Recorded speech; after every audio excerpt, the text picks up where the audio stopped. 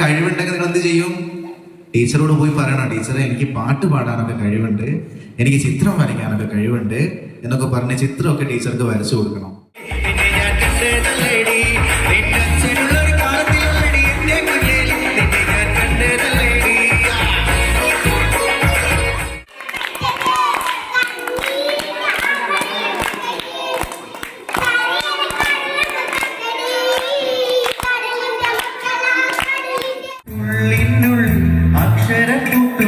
ആദ്യം തുറന്നു തന്നു കുഞ്ഞിക്കാലടി ഒരടി തെറ്റുമ്പം കൈ തന്നു കൂടെ വന്നു.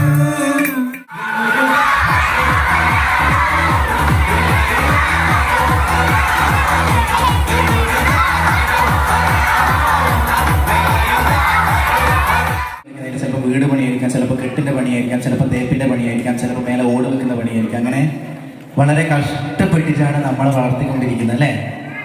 എനിക്ക് ഡ്രസ്സ് വേണം എന്ന് പറയുന്ന സമയത്ത് ഡ്രസ്സ് എന്ത് ചെയ്തിട്ടുണ്ട്? വായിക്കത്തില്ലേ?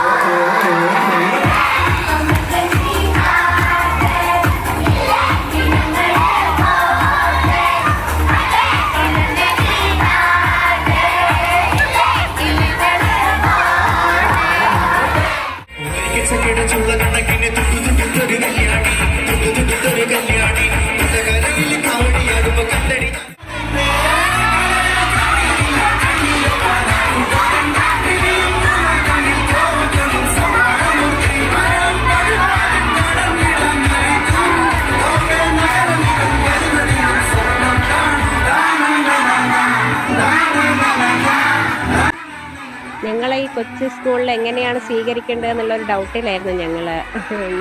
സൗമ്യ ടീച്ചറാണ് പരിചയപ്പെടുത്തി തന്നത്. പക്ഷേ എങ്ങനെയാവും എന്നൊക്കെ ഉള്ളൊരു ടെൻഷനും കാര്യമൊക്കെ എല്ലാ അധ്യാപകർക്കുണ്ടായിരുന്നു. പക്ഷേ നമുക്ക് അങ്ങനെ ഒരു പ്രശ്നമേ ഉണ്ടായിട്ടില്ല. വളരെ ഹാപ്പിയാണ് എല്ലാവരും. കഴിഞ്ഞപ്പോഴും കുട്ടികൾ അതുതന്നെ പറഞ്ഞുകൊണ്ടിരിക്കുകയാണ്, എല്ലാവരും ഹാപ്പിയാണ്.